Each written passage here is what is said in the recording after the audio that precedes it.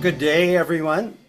This talk is on the subject of the spiritual evolution in the Aquarian Age.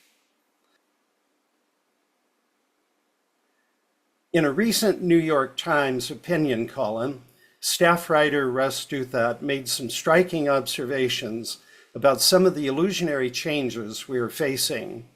He spoke mostly about the effect of technological, especially the digital revolution, that he thinks is creating something that evolutionary biologists refer to as a bottleneck, a period of rapid pressure that threatens cultures, customs, and peoples. Although there are unwarranted speculations and questionable, unstated assumptions in this article, the author made some very striking points, such as when he says, for, quote, anything that you care about, from your nation to your worldview, to your favorite art form, to your family, the key challenge of the 21st century is making sure that it's still there on the other side. He notes that much of this process of destruction seems voluntary, but in actuality is simply distracting us from the activities that sustain ordinary life by drawing people out of the real and into the virtual. His main point is, in this environment, survival will depend on intentionality and intensity. Any aspect of human culture that people assume gets transmitted automatically without too much conscious deliberation is what online slang calls NGMI, not going to make it. Mr. Douthat's exhortations are meant to be, as he says, quote, an appeal for intentionality against drift, for purpose against passivity, unquote. This latter statement is what particularly interests us in our discussion of spiritual evolution in the Aquarian Age, because we know that a foundational principle of the wisdom religion is that human beings hold the keys to their own growth. HPB makes reference to this idea in her presentation of the three fundamental propositions of the secret doctrine, particularly the third, in which she says that through the cycle of incarnation or necessity, in accordance with cyclic and karmic law, no purely spiritual buddhi or divine soul can have an independent conscious existence before the spark which issued from the pure essence of the universal sixth principle, or the oversoul, has A, passed through every elemental form of the phenomenal world of that manvantara, and B, acquired individuality, first by natural impulse, and then by self-induced and self-devised efforts, checked by its karma, thus ascending through all the degrees of intelligence, from the lowest to the highest manas, from mineral and plant, up to the holiest archangel, or Dhyani Buddha. The pivotal doctrine of the esoteric philosophy admits no privileges or special gifts in man, save those won by his own ego through personal effort and merit throughout a long series of metempsychoses and reincarnations. Several points are germane here. First, Madame Blavatsky is describing a very long arc of human evolution, primarily spiritual and psychic, but also including physical evolution. Given the logic of HPB's statement of that evolutionary pilgrimage, we are led to state several other postulates. Number one, if there has been an evolution of spirit into matter, there must be an evolution of spirit out of matter. Number two, if the descending arc of evolution is compared philosophically to the one becoming the many, then the ascending arc may be viewed as the many re-becoming the one. Number three, the evolutionary impulse behind spirit, that is consciousness, has now shifted from an involution into matter to an evolution out of matter. And number four, the central task in this phase of the evolutionary cycle is to restore individual monastic initiative. In relation to postulate number 1, the descent of spirit into matter and the evolution of spirit out of matter is a pivotal concept. In The Secret Doctrine, HPB explains this dual process of both involution and evolution. As the spirit, or the original primordial unity, descends into matter, becoming increasingly material until it reaches the densest state, it is also seemingly fragmented into a multiplicity of beings at many levels of matter and consciousness. When the descent of consciousness and differentiation of matter and form reach its most extreme condition, the process reverses itself to now become the evolution of spirit out of matter, with the ascent of consciousness towards a unitary state of being and the dissolving of the differentiations of matter and form, returning both spirit and matter back to their original spiritual state of primordial unity and homogeneity, along with the inconceivable wisdom gained from the experience of all beings over the entire Manvantara. Thus, the one re-becomes the solitary self that retires into its parent source for an equivalent number of ages until the process of manifestation has begun again. The dynamics of this evolutionary process depend upon two primary forces, as HPB explains in The Secret Doctrine.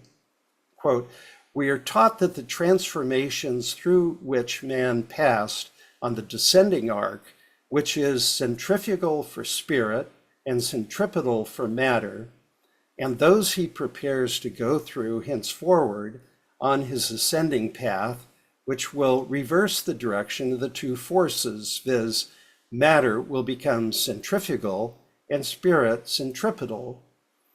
In other words, the two forces, centrifugal for spirit and centripetal for matter, operating during the involutionary phase, change places at the midpoint of the evolutionary phase to become centripetal for spirit and centrifugal for matter. The midpoint of evolution was marked by several important events in the life of the human host: the full incarnation into physical vestures, the separation of the sexes into male and female, the connecting up of the lower vestures with the higher faculties, called the lighting up of manas, the activation of the power of speech, and the manifestation of the full set of five senses. When that midpoint of evolution was reached and the evolutionary centrifugal and centripetal forces changed places, the human host began to readjust its comprehension of the environment in which it existed. But why does this matter? It matters simply because during the involutionary phase, the host of of monads was virtually carried along by the evolutionary currents by natural impulse, without having to exert themselves self-consciously to participate in the evolutionary pilgrimage. They were being carried along without having to sign on to the whole enterprise. As Professor Raghavan Iyer explains in his essay, Spirit, Mind, and Matter, quote, "During the descending cycles of manifestation, spirit works centrifugally by diffusion of light in every direction.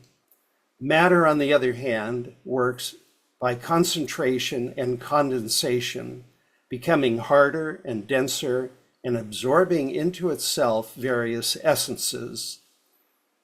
This process confuses human beings. They experience a distinct gap between spirit and matter, are seemingly caught in what is purely the shadowy side or external aspect of nature. But having passed the midpoint at which astral potentials are merged into physical forms, humanity is moving towards a comparable future point when physical existence will dissipate and evaporate through a re-merging into a subtle substance. On the ascending arc of the process, matter will become what spirit was. Matter will become more etherealized, looser, and less concrete. It will begin to etherealize itself. Spirit, on the other hand, will be characterized by greater freedom in inner concentration. As spirit is freeing itself from confinement in the grossest matter, while matter is etherealizing itself, consciousness is becoming more individuated on the plane of ideation, yet more universal in its sentient contact with all of manifestation. Spirit is drawing itself more and more inwardly into itself, and so recovering the pristine potential and potency of the Logos that was and is at the heart of all life and nature. What these passages are telling us is that during the first half of Manvantara, humans were carried by the evolutionary forces. During the second half of Manvantara, humans must consciously exert themselves by self-induced and self-devised efforts to fully participate in the work of the perfection of the human soul, the ultimate goal of spiritual evolution. The central task in this phase of the evolutionary cycle is, therefore, to restore individual initiative. Rather than be buffeted about by the worldly winds of seemingly accidental change, we must engage with the self-conscious task of taking our life into our own hands and directing our intellectual and spiritual evolution towards self-chosen ideals and principles. At this point, we should ask ourselves, what do we mean by spiritual evolution? In the words of the Secret Doctrine, that has to do with the evolution of the human spiritual to the divine spiritual, withdrawing from over-involvement with the sensorium and mundane concerns, developing the ability to ascend to transcendental states of consciousness and meditation, using the innate power of concentration, contemplation, and continuity of consciousness in spirit, not in matter. The complete unfoldment and realization in incarnated life of all the magnificent spiritual powers and potencies carried within the immortal vestures of human beings. Spiritual evolution involves the return to a state of moral purity and mental reliability, unfolding the powers of meditation, of creating purified thought forms for the use of other minds, forms that reflect the archetypal logic of divine mind, which is enhanced by developing an effortless resonance with the minds and hearts of other spiritual aspirants, and thus drawing closer to and becoming attuned to the collective mind and heart, the living center of universal humanity, Mahat. Quote, the mystical seeker concerned to awaken the compassionate, creative capacity of the human faculties must turn from a half-life of outwardness to a full life of inwardness. By progressively withdrawing attention from the phenomenal plane and intensifying the power of concentration combined with viragya, he must detach his mind from the world and the concerns of the separative self. As he does this, the polarity of the linga sharira, the astral form, which is the seat of the subtle sensory powers, will change. There follows a gradual unfoldment from within without, bringing an attunement to the supersensuous spheres of consciousness and a correlative extension and integration of the range and scope of perception. Human beings generally suppose that the five senses we currently use have more or less always been part of the human equipment, that they all somehow appeared together in the human form. Theosophically, this is not the case. We know from our reading of the Secret Doctrine that the development of our five senses are inextricably tied to the development of the cosmic elements: ether, air, fire or light, water, and earth. With the appearance on our plane of each element over time, another of the senses became available for use. Thus, beginning in the first root race in this round, another sense was added to the human complement with the appearance of each subrace. Thus, as the evolutionary impulse brings into being newer subraces, the fundamental perceptual faculty of the ego became fragmented from its primordial unitary condition into a state of differentiated sensory centers. To the extent to which this involutionary development is driven by the acceleration in the mental evolution of the ego, it is a natural fall. However, with the added burden placed upon that involution by an unnatural fixation upon form over essence, there was such a tragic weight upon human spiritual perception that, it is said, the third eye closed, and humans have struggled ever since to recover their primordial purity of spiritual perception, that vast and nearly unlimited ability to stretch the limits of perception. In those very early days, humans experienced a state of near omniscience. As Professor Iyer noted in his essay, Involution, quote, "In the third root race of the present round, as self-consciousness dawned, humanity was in a state of blissful primordial spirituality. Human beings felt effortlessly at one with one another on the plane of divine ideation, universal compassion, and spiritual will, owing to the extraordinary intensity of spiritual perception. This authentic aboriginal condition of humanity is associated with the eye of Dangma, the third eye of spiritual insight and vision.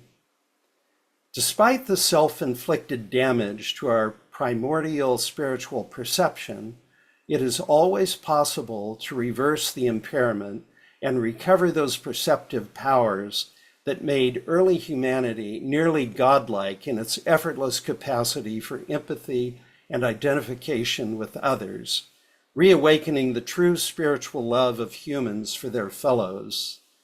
The arousal of buddhi through the efforts of self-directed manas is the central task of the current cycle, and this is crucially dependent upon the control of the senses by manas, which can only be accomplished by individuals inserting themselves into the larger perspective of cosmic and cyclic evolution. These teachings of Theosophy point to the inextricable identity of individual growth and universal enlightenment. Through deep meditation, each aspirant must acquire a capacity for effortless resonance with the minds and hearts of all other aspirants, and thereby learn to come closer to Mahat, the cosmic mind behind manifested nature and the great hebdomadal heart of all humanity. Without such systematic self-training in personal invulnerability, impermeability to lower titanic forces, and a quickened sense of the immortality of the soul, it is not possible for the Lanu Shravaka to become fully attuned to the collective mind and heart of the human race. It is important to point out that part of this evolutionary work of current humanity is also to rekindle the fires of the ancient mysteries, to create the conditions in which they may flourish as they did prior to their being driven underground around the 5th century BCE. The reemergence of those ancient schools also requires that our civilization become hospitable to those teachers of the mystery doctrines who have always guided humanity and protected the ancient wisdom. As William Quan Judge says in one of his letters, there is a certain object for our general work. It is to start up a new force, a new current in the world, whereby great and long-gone jnanis, or wise ones, will be attracted back to incarnate among men here and there, and thus bring back the true life and the true practices. One of those true practices is the science of astrology, which we know was one of the teachings of the mysteries, safeguarded and perfected over countless ages by the custodians of those schools.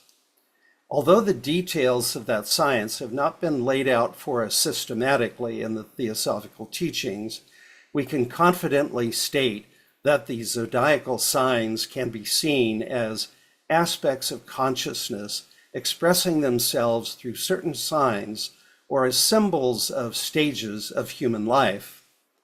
Imagine, if you will, the beginning of life's journey of the soul as something like a treasure hunt. The soul must visit and experience each of the 12 signs of the zodiac, learning and taking away something from each sign. So the soul begins its series of visits with Aries, which would correspond with the newborn baby who sees the world subjectively, entirely in terms of its own being. Then it moves on to Taurus. This suggests a growing awareness of the world in relation to oneself. When it arrives in Gemini, it relates to play and the development of the capacity to articulate one's newly discovered knowledge. In Cancer, connected with the moon, it goes through adolescence and emotional turbulence. When it moves on to Leo, the individual attempts to stand on his own 2 feet and assert his own sense of identity. But in Virgo, it is accompanied by a willingness to learn and serve and marks a maturing corrective stage. In Libra, it has the opportunity to learn balance, corresponding to finding one's place in the scheme of things. And in Scorpio, the soul can bring a high level of continuity to one's endeavors and their successful results. Then in Sagittarius, it can develop a steady will to improve. In Capricorn, one achieves practical accomplishments on the basis of common standards. And in Aquarius, the soul gains a perspective marked by fairness and balance. But the child also has to transit Pisces, which involves the expression of the fruits of one's entire journey, one's discovery of ultimate meanings. Imagine further that the soul did not learn everything it needed to learn during this journey, but got distracted by various attractions and different astrological signs, or forgot what it was supposed to be doing. So around we go again, and then again, and each sign learning some lessons and in others creating confusion that will require further trips around the whole system to illuminate and resolve them. Some astrologers suggest that the Aquarian Age began in the early years of the 20th century in 1902 or thereabouts, while others propose dates extending as far into the future as the 24th century or beyond. If we look at the Aquarian Age as still several centuries in the future, then none of what I'm about to say stands as evidence for the advancement of knowledge that took place during the 20th century. If it began in the very early years of the 20th century, then we've already embarked upon the Aquarian Age, which everyone has heard about sometime during the past 58 years, as the musical Hair announced the Aquarian Age from Broadway in 1967. But what do we know about it? Well, we know that in the early 1900s, there was the triumph of the Wright brothers, who achieved the first successful flight of a heavier-than-air powered aircraft in 1903, leading us to surmise that the Aquarian Age is marked by some sort of vertical ascent, whether physically through flight or mentally through rising above old limitations. In the first decades of the Aquarian Age, the entire face of the sciences was transformed, and the new alchemists had more than little impact upon society. In 1905, for example, Albert Einstein, a then unknown Swiss patent clerk, wrote a series of articles synthesizing the discoveries of the time with such force and clarity that they immediately created a revolution in theoretical physics and developed the basis of the first empirical confirmation of the physical existence of atoms and molecules. Those advancements were soon followed by many more developments in physics, chemistry, materials science, astronomy, and later in biology. In other words, all the sciences have undergone a tremendous explosion of energy and insight since the Aquarian Age began in the very early 1900s. But have human beings kept pace with these developments in consciousness? Undeniably, as the currents of the past have decidedly shifted from an involution into matter to an evolution out of matter, we can no longer maintain our former involvement with form and matter, especially with our unhealthy identification with our physical forms. We can no longer maintain the illusion of being personal, separative selves who are only tangentially connected to nature. On the return journey, our direction of thought must be redirected upwards and outwards towards the higher planes of existence that lie concealed all about us and from which we emerged in the far distant night of time. Thus is the great cycle of Manvantara. But there are also smaller cycles, such as the yugas and the astrological cycles, that we must take into account as they each have their own karmic requirements. Spiritual evolution in the Piscean age could perhaps be best characterized by considering the mission of one of its greatest teachers, Jesus, whose teaching was not a codified doctrine laid out like some 12-step program. It might best be characterized as a current of sacred dialogue and communal exploration, which could lead individuals to the sacred task of the spiritual regeneration of the psyche. Three of the astrological archetypes of the sign of Pisces are spiritual saviors, compassion, and union with the One. But there is a side to the Piscean age which still casts a large shadow. It is the foolish belief that somehow enlightenment will automatically come to us, descending in a secular or spiritual garb. This shadow is an unfortunate heritage of the Piscean age. During the soul's journey through the 12 zodiacal signs, it is in Pisces that the final movement of dissolution is played out. The influence of Pisces will either bind the soul to the effects of involution, further involvement with form, and the illusion of a separative identity, thus ensuring its rebirth through Aries, the ram, or it will lead to liberation, the complete dissolution of all ties with earthly existence. The period of transition between these cycles is very important, but also disruptive.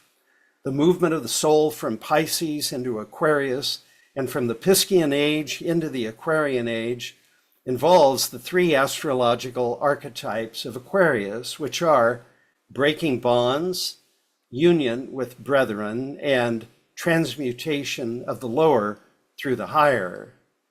Thus, Aquarius is also bound up with destruction and rebirth, the destruction of worn out and unfit or corrupted political institutions, as well as conceptual schemes that humanity has outgrown, or which no longer serve the evolutionary purposes of the soul. As the successful journey through the waters of Aquarius brings the soul to a final and irreversible unification of the higher and lower self, which portends an age still to emerge when it is possible for all human beings to transmute the lower by the higher, Aquarius represents the ideal toward which humanity is currently moving. So what characterizes the essential difference between the Piscean age and the requirements of the Aquarian age? It is quite simply universality of thought. For our guidance in this new age, Madame Blavatsky gathered together a set of ancient axioms, which when published came to be known as Aquarian axioms, which are the cosmic and individual basis for the social and ethical forms of the future, when all men will fully understand that life is built up by the sacrifice of the individual to the whole, which is Aquarian axiom number 1, which goes on to say, each cell in the living body must sacrifice itself to the perfection of the whole. When it is otherwise, disease and death enforce the lesson. Number 2, harmony is the law of life, discord its shadow. Whence springs suffering, the teacher, the awakener of consciousness. Number 3, to obtain the knowledge of self is a greater achievement than to command the elements or to know the future. Number 4, self-knowledge is unattainable by what men usually call self-analysis. It is not reached by reasoning or any brain powers. Number 5, real self-knowledge is the awakening to consciousness of the divine nature of man. Number 6, will creates intelligently, desire blindly and unconsciously. Number 7, when desire is for the purely abstract, when it has lost all trace or tinge of self, then it has become pure. Number 8, spirituality is not what we understand by the words virtue and goodness. It is the power of perceiving formless spiritual essences. Number 9, the discovery and right use of the true essence of being. This is the whole secret of life. Some are even now writing books on the subject, like the book Awakening to the Mystery of Being. Number 10, you cannot build a temple of truth by hammering dead stones. Its foundations must precipitate themselves like crystals from the solution of life. These are ancient axioms from a compilation made by H.P. Blavatsky in 1890. Thank you for listening.